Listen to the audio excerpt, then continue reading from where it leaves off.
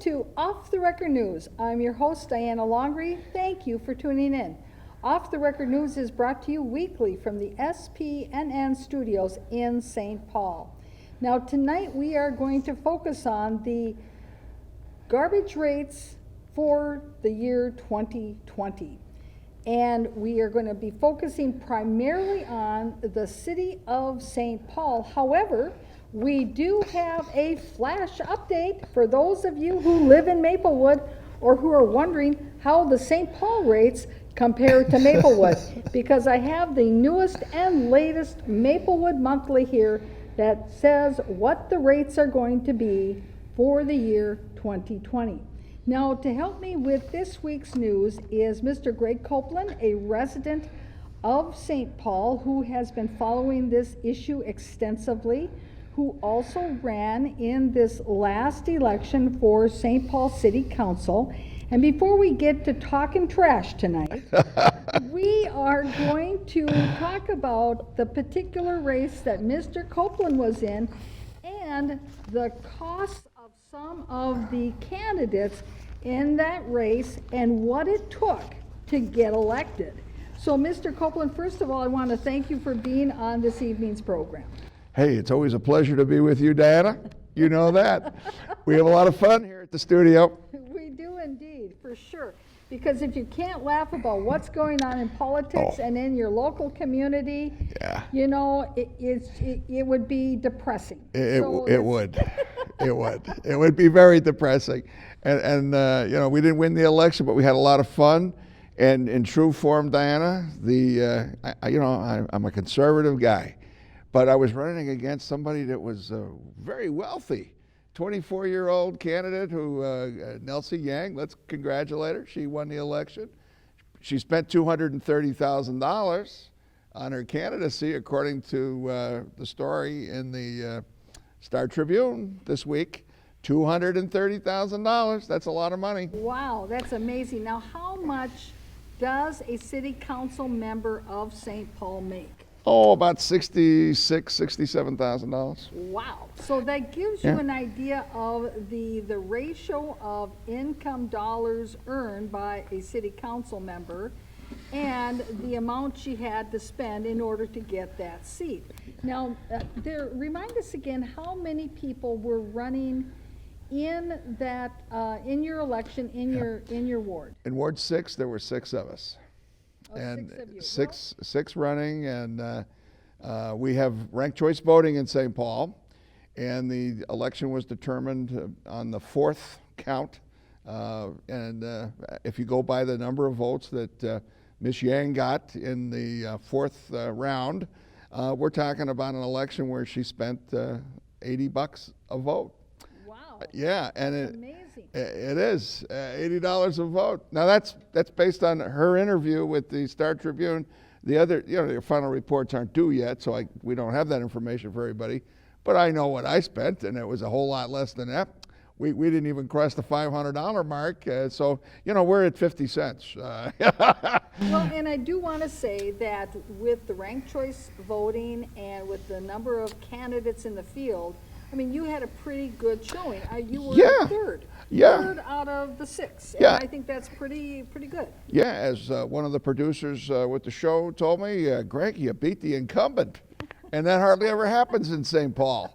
Kasim Basuri came in 4th, that's right. And our high vote total on the 3rd round, 793 votes. So I felt very good about that, considering it was about twice what the other people in the latter part of the distribution got. And, we had another candidate in the race, Ms. Tao, and she actually got the endorsement of the Star Tribune, and she played a strong second. There's no doubt about that. But alas, I think she only spent, the last numbers I saw were in the $60,000 range. So $60,000 will get you second place. $230,000 gets you the job. Now this is a young lady that doesn't even own a home.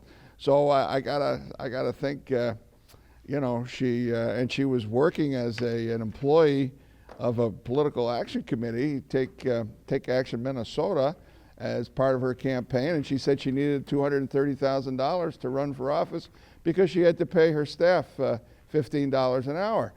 So good for her. She won, and she got another boost, from a number of other endorsees in this election. The teachers endorsed her. Several of the other regular labor unions endorsed her. So she had a lot of, a lot of work that she put into the thing, and, So and good luck to her. Well, and this poses, though, a question, is that she was endorsed by Take Action Minnesota, correct? Correct. Who is her employer? That's her employer. who she works for. And I understand that perhaps... As a community organizer. Well, and I understand that perhaps they did some independent expenditures in support of her campaign as well. Well, so the curious question that I would pose is that if you work for your employer who is sending out independent expenditures on your behalf, how is it that you go into work every day and not know that everybody's whispering around the water cooler that they're going to be sending out an independent expenditure in support of your campaign? Well, in Ms. Yang's defense, I have no knowledge of how she spent her days, but perhaps she was, on a leave and didn't go into the office during her election period because she was working very hard at that. Now, I do want to mention Far be it for me to make up, Well, I'm only posing a question. Well, that's right. Question of curiosity. But there is an irony to all of this, is that I know that she positioned herself as the progressive candidate. Indeed. And generally speaking, there are many progressive candidates that I am aligned with much of their philosophy. However, many of the progressive candidates, especially those who are associated with the Green Party, would not be taking all of this independent, quote unquote, money from all these third-party interested organizations. And so with that in mind, how independent will she be from all of their agendas? Is she truly going to be a progressive candidate and representative now for the people of the district, or is she simply going to be the mouthpiece for all the people who raised that $230,000 to get her elected, to get her vote on their agenda item? Well, as I said, she's a renter, so she doesn't have a mortgage to the bank, but she might have one to her political soul. I don't know. And time will tell. I do know that she took about 3 positions on the trash. She started out at the first forum that I recall. She was very much against those of us who were voting no. She was outspokenly in favor of this thing. Then by the second forum that was held in this building, actually, at the studio here by St. Paul Strong, she couldn't quite make up her mind, and even the Pioneer Press reported that she was going back and forth between yes and no. And then by the last forum that was sponsored by the League of Women Voters, she was fully in favor of the process that the city laid out and recommended people vote yes. So time will tell, but $100,000 flowed through the campaign for yes. Mm-hmm. That's what we're told, at least $100,000. And that was the shortest little campaign. And of course, a good labor steward there of the Service International Union, Morello, he no longer with him as I understand it, but he certainly, as a former national committee man for the DFL, he claimed a victory against one of his old friends, Tom Goldstein, who was working against the notion of trash collection. So, and they had a good battle here in this building as well. A lot of our campaigns took place here at SPNN, thank God. I hope we have as much government taking place in front of TV cameras down at City Hall. They love to go into that little room, where they have the legislative hearings with Miss Mormon, and where there's no TV camera. I don't know why they don't use the big empty chamber that the taxpayers have paid for and broadcast all the meetings. That was one of the things of my platform was broadcast all city council meetings and committee meetings. It's a meeting, right? Yes. These workshops and all these little, they call them organizational meetings in St. Paul. A meeting's a meeting, folks, and we got to demand that our city council. And I would certainly say that if they're calling the meeting an organizational meeting, that means that they are organizing their thoughts, organizing their ducks in a row, and that when they get done doing their organization, they will come up with a decision and take a vote. Because that's how that process works. You must organize all those things before you can take a vote. Now, since trash was indeed a big issue in this campaign, people might think that the issue of trash is over and done with, that we've thrown away that issue. But we haven't, because as long as you have organized trash collection, you will always have to be governed by what the government negotiates for you for your trash collection. That's just the way it is. And so before we get started with all of our extensive film footage that we have from St. Paul City Council meeting of November 6th, I do want to share with you what the rates are going to be in Maplewood in the year 2020. And they've published these. They did not have an extensive public hearing like in St. Paul, so I will let you know that. At least those of you in St. Paul, you got to have a public hearing that you could have gone to, that you could have either said, yes, you like the rates that the city is trying to negotiate, if you want to call it that. The trash haulers, I guess, are questioning whether or not there was a negotiation or not. But whether or not if you liked the rates or you didn't like the rates, you could have gone to the public hearing and you could have actually let your council members know. In Maplewood, we didn't have that pleasure because unlike those in St. Paul, you're in a charter city, you have more rights. In Maplewood, we are part of a Plan B city where we have little or no resident rights. So here's what the rates are going to be. Say for instance for recycling per household per month, it's going to be $4.41 per household per month, and that is up from $3.54 a month. So that means it has gone up, well, probably 90 cents per month. That's a lot of money. That's a substantial leap. But let's take a look at the trash hauling rates. Those rates have gone up like 60%. So say for instance, if you've got a 20-gallon that is being collected weekly, the rate went from $9.78 a month to $13.63 a month. Wow. So now let's take a look here. When you get to a 65-gallon weekly, you've got $12.92, what was the rates in 2019, to now $18.92. That's $6 more. Wow. That's a lot of money. So what this shows you, and this is really the takeaway from all of this, is that you see the honeymoon contract between the national authorized monopoly trash hauler in Maplewood. That honeymoon contract is over because it's come to its end. So now they had to negotiate a new contract, and you can see what the rates are. The honeymoon's over, and guess who gets stuck with the big bill that's gone up 60%. So there you go. This is what you can all look forward to. Well, and if I recall, in Maplewood, it's Republic is the vendor on that, right? I didn't want to give them the satisfaction of hearing their name on the airwaves. Well, you may not, but that's exactly what we've got here in St. Paul. We got Republic and we got Waste Management, and then there's three or so others, or five, or three maybe that are left. I don't know what it is these days. Right, because you have a consortium of several haulers. Well, yeah, we started with 15 in negotiation, 11 on the contract, and then they've been buying them down, boy, that's a shock, right? The big boys are buying the little fish in the pond. That's a real shock.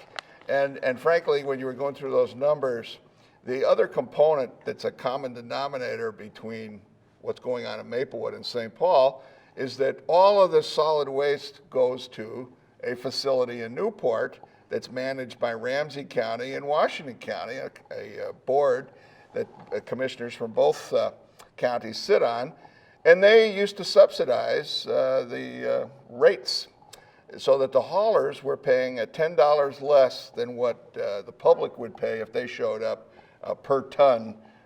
They would be paying $79. The haulers this year are paying $69, and next year the haulers are going to be paying, with no subsidy from Ramsey County, ready for this? $82.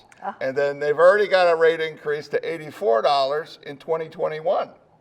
So it's been a big difference. And of course, this is not new information, frankly. It may be first time we've happened to talk about it here, I think, but we missed a few weeks because of all the election forums held in this building, as I recall. But sincerely, there's some explaining to do, because that subsidy was millions of dollars that Ramsey County used to do on top of the bill, so you would pay less at home. So the question is, where's the $4.6 million that Ramsey County is now keeping in its war chest to itself? Or maybe it's going for some of those budget shortfalls that we've reported on some of our other news programs. Like, for instance, the facilities that they have for the homeless that they had to turn over to a nonprofit because they had to do an emergency shutdown because they ran out of funds. So perhaps, you see, they've got a few holes that we're not aware of, in addition to the ones we've already reported on. Well, and don't forget that taxes in Ramsey County were still slated before all this garbage discussion to go up. And what they claim, I'll just take 2 seconds and read the statement from Ramsey County as to where your $4.6 million is going. Funds that previously subsidized waste management, and that's not the company Waste Management, but the function, will be used to help residents, businesses, and the county better manage waste, providing quality public service and protecting health and the environment for current and future generations. Now, if that isn't a bunch of bull, $4.6 million for good housekeeping, are you kidding? You know what, I bet you part of that is going to help fund the organic waste dumpsters that they've allotted, one per city. Now, Isn't that special? Now, Maplewood's dumpster for organic waste is in the parking lot between the community center and the courthouse, the suburban courthouse. So, for instance, you have to go to the suburban courthouse for some reason, just bring your potato peels with you and dump them off. Or maybe you're going to City Hall to get your driver's license and you've got some old eggshells or something, bring them to City Hall. They'll direct you to the dumpster. Now, I noticed that the one in Vadnais Heights is located in the parking lot of the fire station, which is next to the Walmart off of County Road E.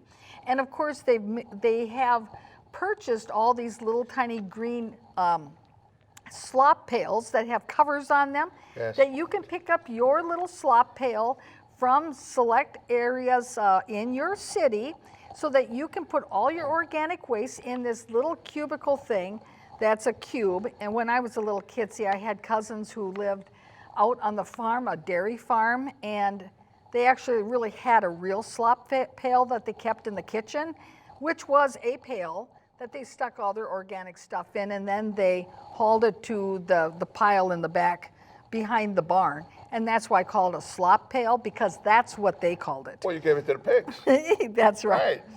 Well, I got a little pail at my house, and it's an old Kemp's ice cream container.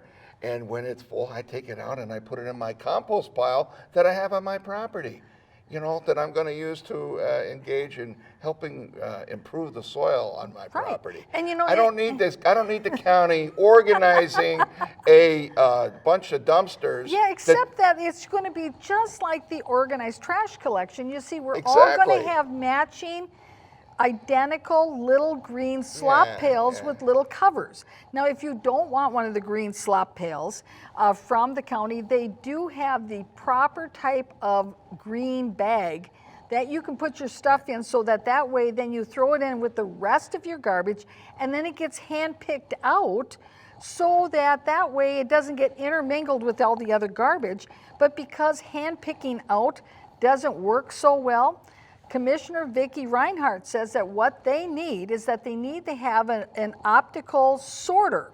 And that's probably what part of this money is going for also, is their optical sorter, because that optical sorter is better than a human in detecting color and content, so they don't end up with green bags full of diapers. Now, this is exactly what she said from her presentation to the Maplewood City Council. And if you don't believe me, watch one of our other news programs, and you'll be able to watch all the clips and laugh along with the rest of us. So I totally believe you, and I think you're onto something, because I went to one of their workshops this last summer. You know, she took a trip to one of the Scandinavian countries, and they were given a lot of information about the improvements that we could do in our waste program. And one of the things they are planning on doing, in fact, is giving us free bags to put the organics in. Yes, that's free right. bags. Imagine free. Did you hear that? Free bags.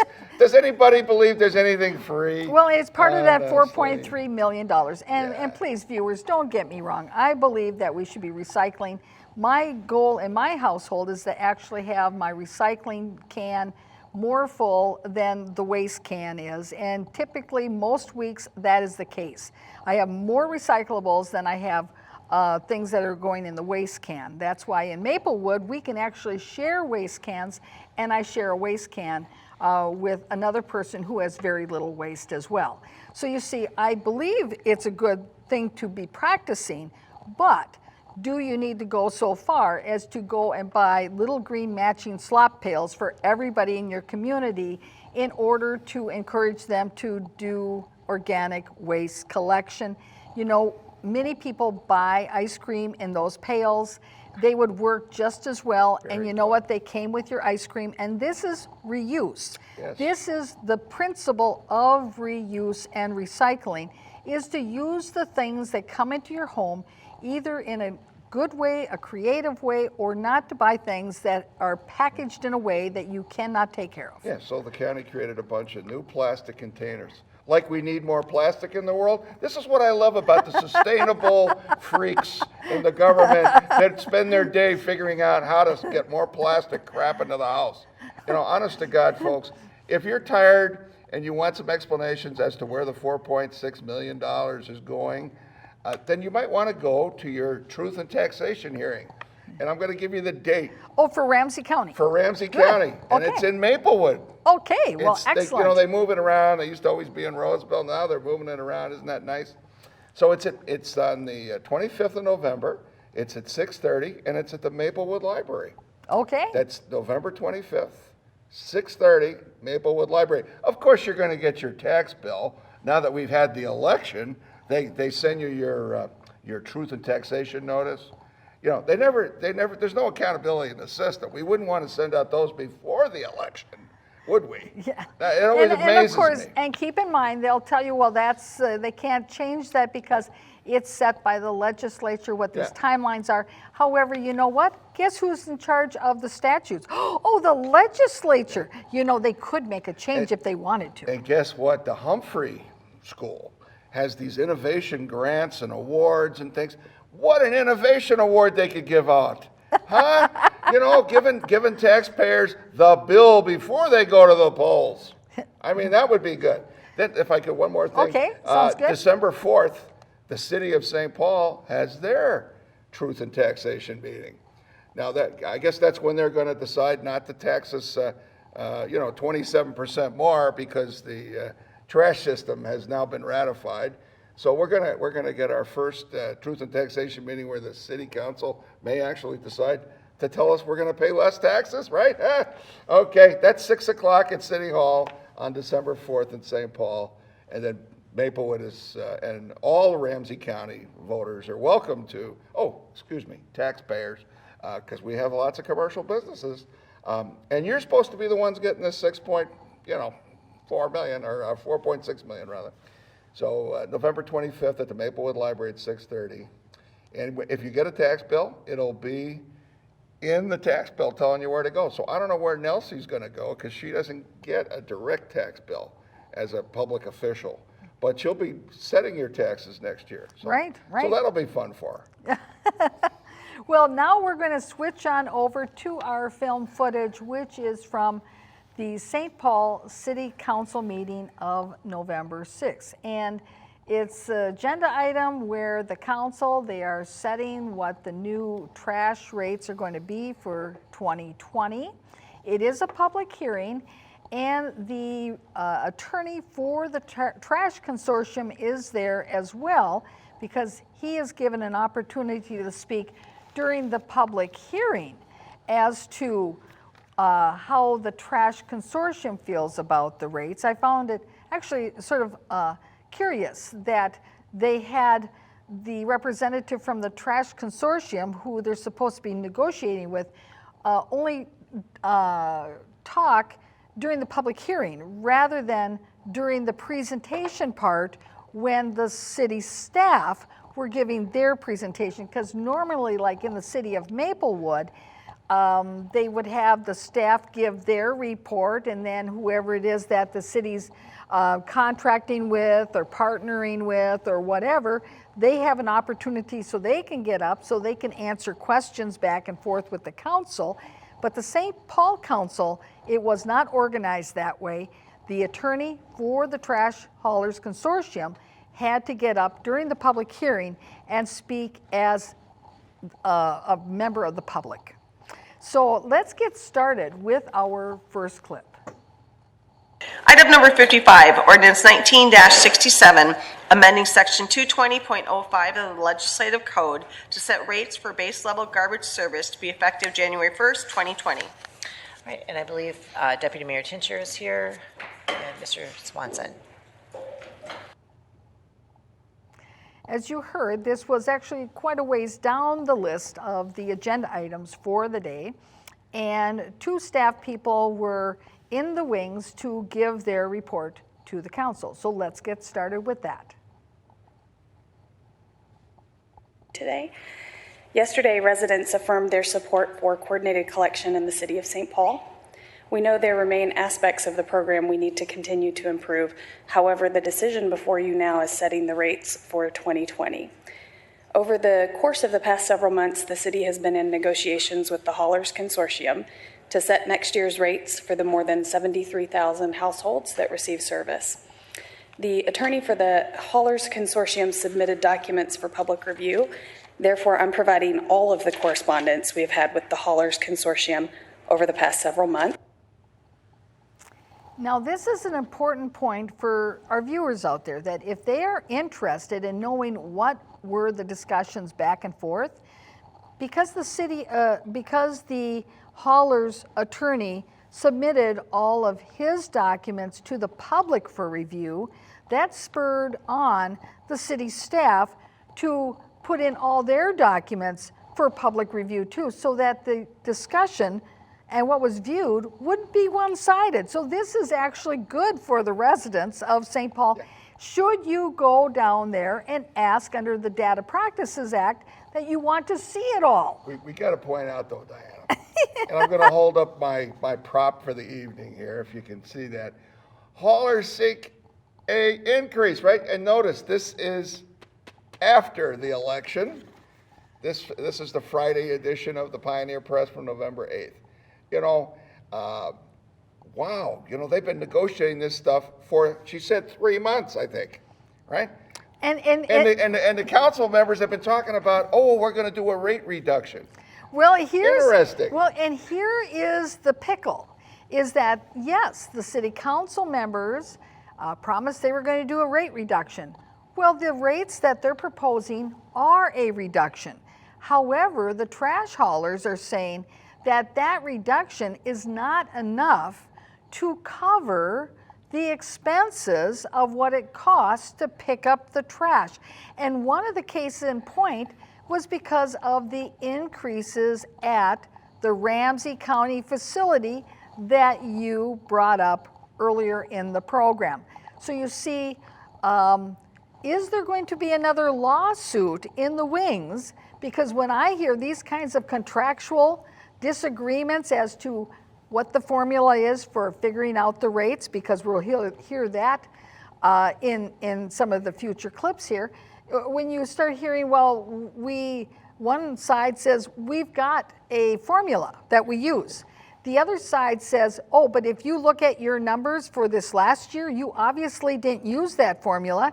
So therefore, you have set a different method of determining the rates because you didn't follow the contract. These are all the types of discussions and disputes that cause contract litigation. So this is what my question is there going to be another lawsuit in St. Paul's future as it pertains to trash? Well, and when we're talking about points of litigation, I think citizens might want to consider, because there's a lot of discussion as to what the 20,000 plus people ought to do that voted no on November 5th. And frankly, when you have a city that has this insider program of, gee, you're a hauler and you're a nice guy, so guess what? We're not going to have a public bid. You know, they tried that once before in St. Paul when Mayor Coleman, and this is where this whole garbage thing started under Chris Coleman, let's be specific. Chris Coleman wanted a certain firm to build CHS Field for our Saints baseball team. And you know what Chris Coleman forgot to do? Oh, he forgot to do it. He forgot to submit this contract, this $50 million project for a public bid. We had to go to court to sue Mr. Chris Coleman. And you know what? We didn't even have to go into the courtroom and try the case, because Governor Dayton at the time said, Chris, if you don't put this thing out for competitive bid, I am going to withdraw the $25 million subsidy that the legislature was giving you, essentially about 50% of the project. So Mr. Coleman, he came around real fast, and the lawsuit never got even to sit in front of a judge, and that was great. But you know what? We got all these people that are colluding. I'm going to use a word that the DFL knows really well in this town. They're colluding to create whatever it is here, a system that has not benefited the ratepayers. And frankly, Diane, I think you're prescient. I think there's going to be some lawsuit down the road, and maybe not that far down the road, because we got a lot of players with their hands in the till, and it doesn't seem to be benefiting the people that are actually paying the bills. Well, I can certainly tell you that it appeared that the attorney for the trash haulers was not particularly happy with the situation and how the contract and the quote-unquote negotiation was going down. Well, how do you have a negotiation when they openly have a contract? They brag about their contract. Well, there's no changes allowed to the contract unless all the haulers agree unanimously. Right. Now, give me a break. This contract is from some universe other than, Earth. I mean, honestly, this is a very strange thing. Mm-hmm. Let's take a look at our next clip. I'd like to recap the last 3 months of negotiations. On August 21st, the Haulers Consortium proposed a $2.5 million increase in the rates for 2020. Again, discussions on rates began with a proposal by the Haulers Consortium to increase rates paid by St. Paul residents by $2.5 million.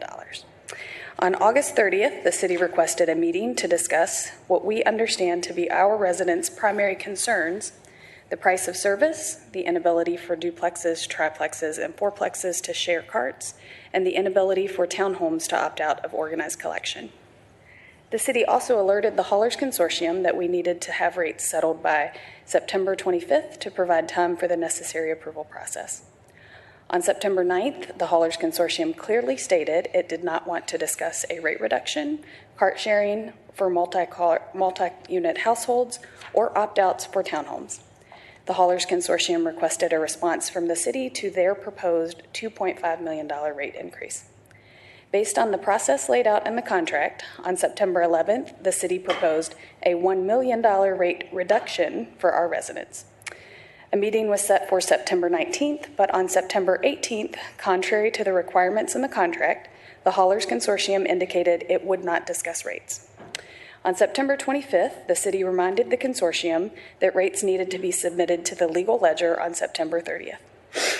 At that point, the Haulers Consortium requested the city freeze rates at the 2019 levels. Agreeing to that would have meant our residents would be paying more than what the data submitted by the haulers shows that our residents should.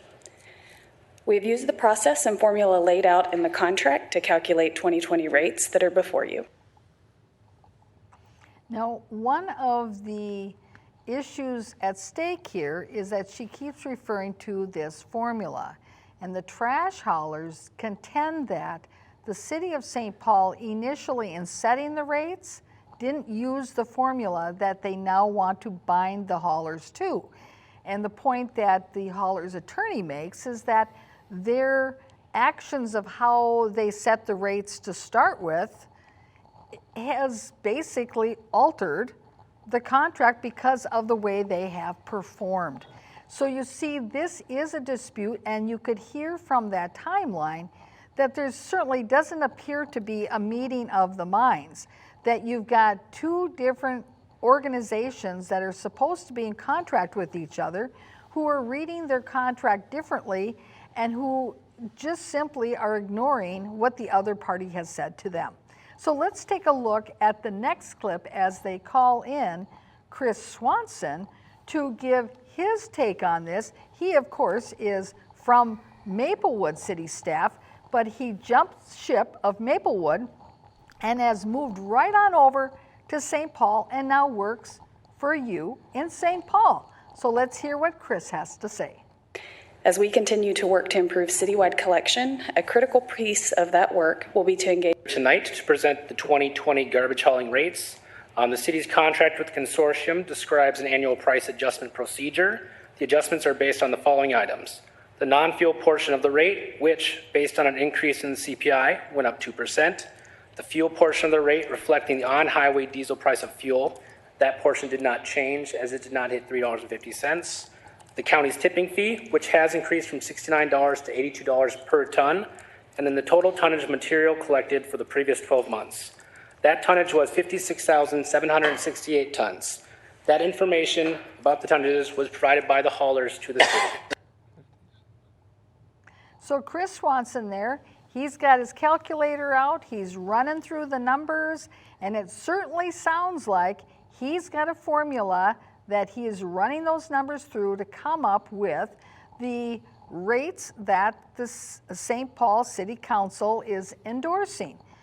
But that doesn't solve the problem, because if the consortium believes that those numbers make that contract unworkable, what are they going to do? What, call force majeure and say we can't perform because we're not getting paid enough to actually make ends meet? That's what could possibly happen. I don't know that anyone is suggesting that, but it makes you wonder about the contract interpretation. Let's continue. The monthly rates that residents will see on their bills beginning January 1st, 2020 are as follows. Small every other week cart will be $19.20 a month. The small cart will be $22.43 a month. The medium cart will be $31.03 a month, and the large cart will be $33.15 a month. Well, now, for those of you who are looking to see how all of that compares with those rates I read to you from Maplewood, well, Maplewood appears to still be lower than the St. Paul rates. But then it begs the question that if you have one of the haulers in the consortium is the same identical hauler monopoly that serves Maplewood, and they're working off of the same numbers for Ramsey County tipping fees and the cost of diesel fuel and all these other factors, how can they be so different? Now, nobody has really answered that question. Now, let's take a look at the next clip. Ms. Naker. Thank you. I appreciate the background information that the deputy mayor shared in terms of the negotiations that we've had, and I appreciate the firm negotiation in terms of price lowering. I just want to be clear, the rates you shared, Mr. Swanson, are about $1 less per month, give or take, for each of the services. Yep, Madam President, council members, that's roughly $1 less per month for residents for services for 2020. So, as you indicated, Mr. Copeland, the council, before the election, they promised that stick with organized trash collection and your rates will go down for the year 2020.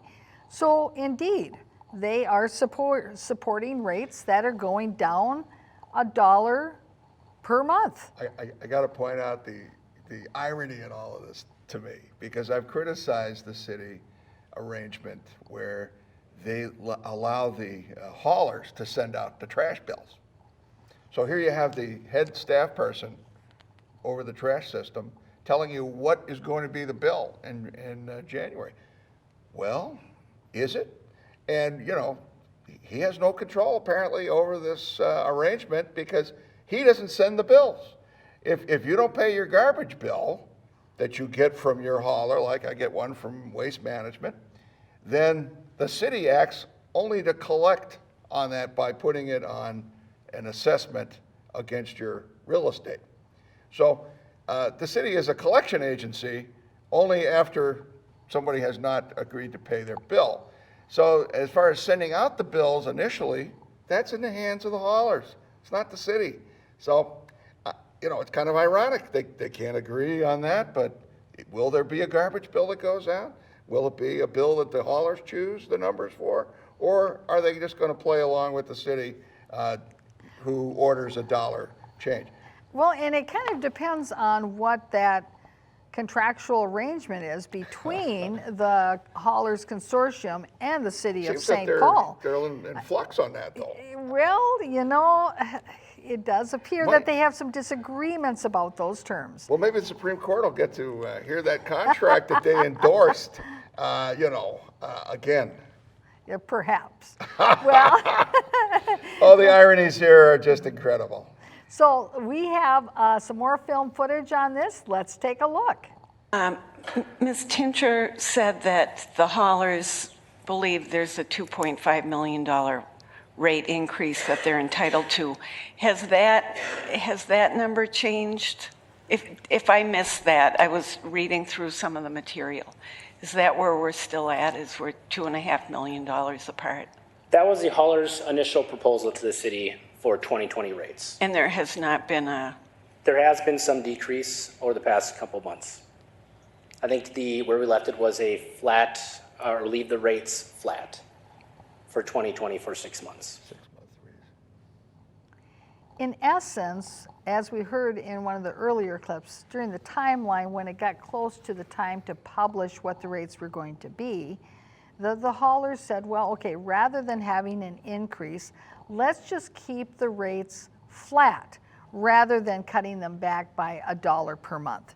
And so when Chris Swanson is saying, oh, that the amount went down a little bit, well, what it did is that they're saying that just keep the rates flat. So maybe the amount that the haulers was, from what their initial amount is, went down, but it still is what it would be for, is right now for this year. And I think I heard him say 6 months. He did. Yes. So, of course, that's not agreed upon either. So let's continue and see where this leads us. President, Councilmember, I'll let the haulers speak to where their positions are. My understanding of where we went in the negotiations was that they started at a $2.5 million increase on our residents. That was their initial proposal. You'd have to ask them what that's based on. What we proposed equated to about $1 million decrease in rates for our residents, and that's roughly where we are still at, and that's what's before you. At one point, they requested that we freeze the rates, which would have been status quo moving into 2020. We believe that our residents should see a decrease in their rates in 2020. And that's based on the formula that's in the contract. Correct. So here we have more commentary on the formula in the contract. So it seems like it should be very cut and dry, because generally when you have a formula, You look at what the different components of that formula are, and then you collect the data to fill in those data points, and then you do whatever kind of computation is required by the formula, and you get the end result. So you see, why is it then that they are holding to this concept of a formula, and yet the hauler believes that there isn't any formula that's been used in the past? Well, and during the election campaign, on the yes/no question, the Highland folks were interviewed by Fred Mello of the Pioneer Press. And the person from Highland that was interviewed said, what economic incentives do I have to sit down with the city and change the contract? Essentially, he concluded he had no incentive to do that. And yet, all the time, they were talking about what kind of a rate hike they were going to give to us, or the city was talking the opposite, of course, with the cut at election time, when all of the city council was up for election. You know, so there's just a lot of stuff here that doesn't make sense unless you're, from St. Paul. We understand how things go. Well, let's continue with the film footage from the city of St. Paul's City Council meeting of November 6th. And could you, when I talked to Mr. Swanson in an explanation of the rates, it's my understanding that under the terms of the contract, each of the way we arrived at those rates is based on standards and government federal guidelines for fuel and so forth. Could you just review those? That's Councilmember Jane Prince. And this is a good question, a good way to frame it. This is the data that we need in this formula. But it brings to my mind the question, did they ask this question the first year when they set the rates? Did they ask the same question of their city staff at that time to establish that they were indeed using the formula that was prescribed under the contract? So now let's go to clip number 12.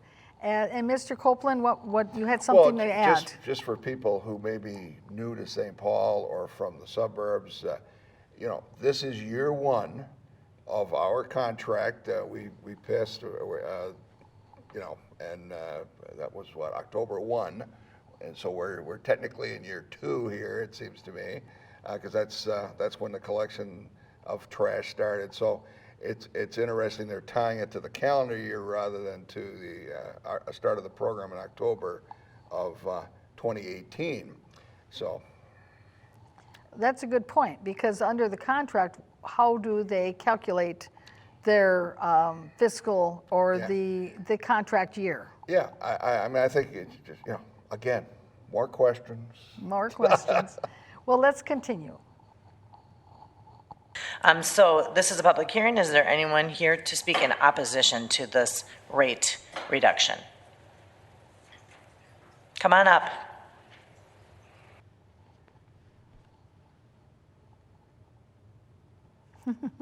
So at least as I indicated, it is a public hearing so that people could attend, they could get up and either speak in opposition or in support of the rates that are being proposed by the St. Paul City Council. So let's see who showed up.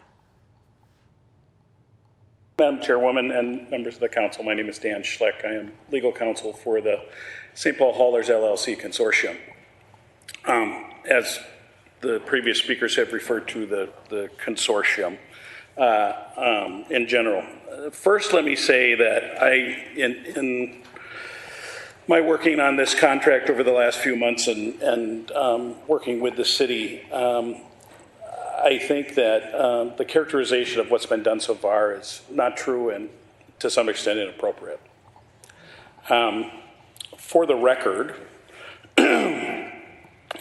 the City staff that we've worked with on this particular issue have attempted to intimidate the haulers and tell them that it's basically the city's way or the highway without really any justification for that.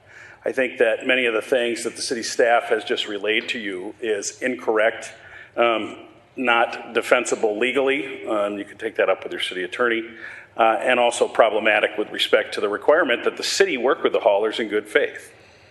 So far, from the hauler standpoint, the city has not worked with us in good faith.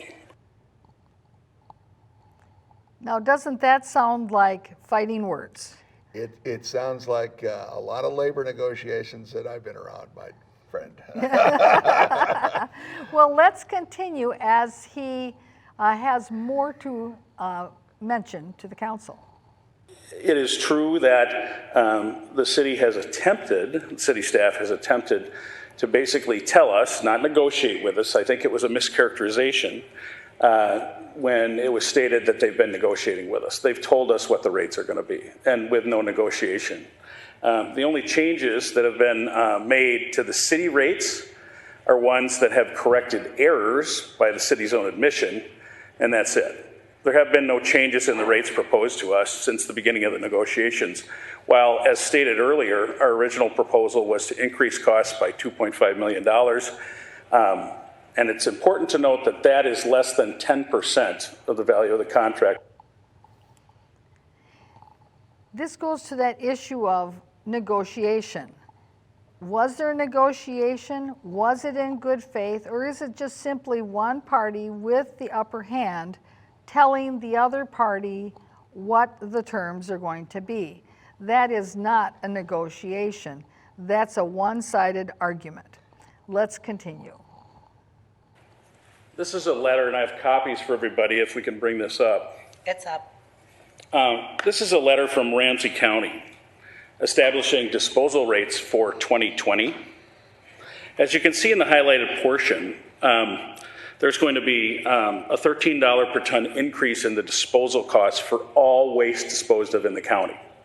And by the way, we have to haul the waste to the Ramsey County Recycling Center because the city said that's where we have to haul it. It's not the cheapest place to take it, and we have no control trying to find the cheapest price for disposal, but the city has mandated that we haul to this facility.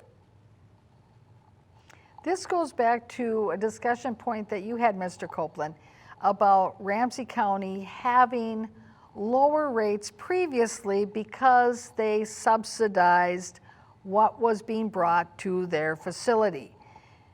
So it almost seems like the city of St. Paul said, we want you to go to Ramsey County facility to support Ramsey County facility, and it'll be a good deal for you because the rates are low, and yet knowing that once they get them in and they make it contractually required, the rates are going to go up. Oh, yay, this will help Ramsey County too, right? I go back to the famous word of the last year, collusion. One has to wonder what's really going on behind the curtain. And if in the negotiations, if it came up that it was anticipated that the rates at the Ramsey County facility were going to increase, that would be something very important to know in this conflict. Let's continue. Ms. Prince.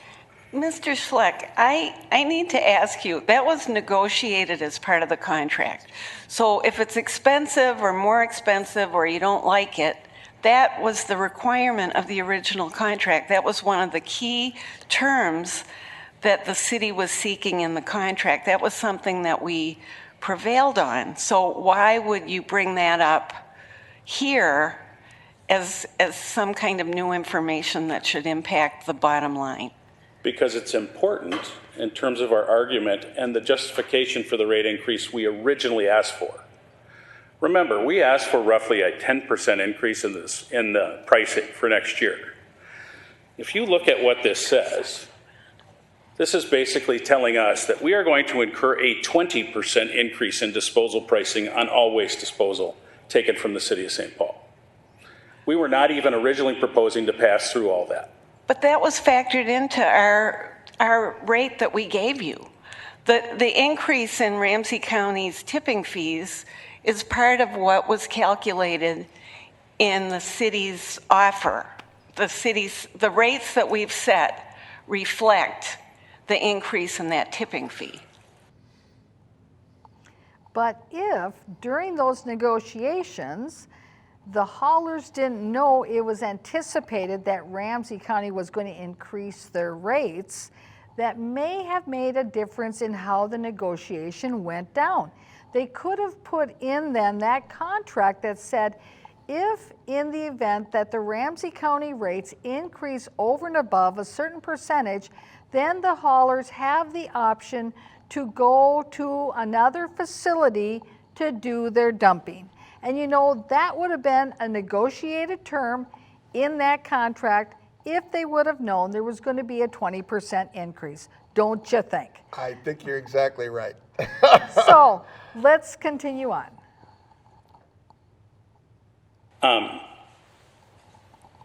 Councilwoman Prince, I respectfully disagree with you. It was not. And I want you to know that when we ask questions, we are stopping the timer, but we want to make sure. I have that the you get timer right in front of me, and I don't really even have that much. This was going to be my last thing, but I thought it was important to bring it up now. I want you to. I just wanted to let you know that we are stopping it when we're asking questions, and I want to make sure that you're able to get to your reasoning about the rate. Thank goodness in St. Paul, when they interrupt you and you're giving your viewpoint and your discussion points, that they stop the timer. You know, in Maplewood, they just keep talking, run down your timer, use your time, and don't give your time back to you. So at least in St. Paul, they do it the right way. They stop the timer if they're interrupting. Thank you, St. Paul. Let's continue. Okay, I'd like to address Councilwoman Prin's discussion about, and also Mr. Swanson's discussion about some kind of formula being in the contract. The city did not abide by the formula in the past. The city has amended the contract by its performance. And I think it's important for everybody to note that if you look at the rate for disposal that's being charged to every homeowner in this city, and is being collected by the city when the bills go unpaid, and it's being collected by the haulers throughout the terms of this contract, it does not match the disposal pricing in the contract. It doesn't match the disposal pricing in the contract. He also points out that it doesn't match what the city has on their website. I wonder, this certainly looks like food and fodder for litigation if you don't have your numbers right and your calculations working out correctly. Well, Mr. Copeland, you know, we've come to the end of our cable cast here today, and there's just going to be more and more to discuss on this, I am certain. I can feel an amicus brief between the parties here coming from the citizens who are getting perpetually screwed under this deal. Now we're going to finalize with the last clip, but please tune in again next week for more of Off the Record News. It says in the contract that the parties have to agree to amend the contract. I can find no documentation that's been executed by the city or executed by the haulers that shows the contract's been amended, yet the rates being charged the residents are not what's in the contract.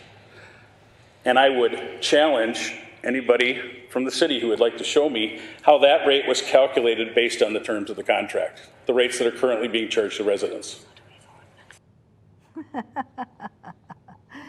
As I said, just more of the same. Well, thank you, Mr. Copeland, for being here. Diana, thank you very much. And viewers, thank you for tuning in to Off the Record News.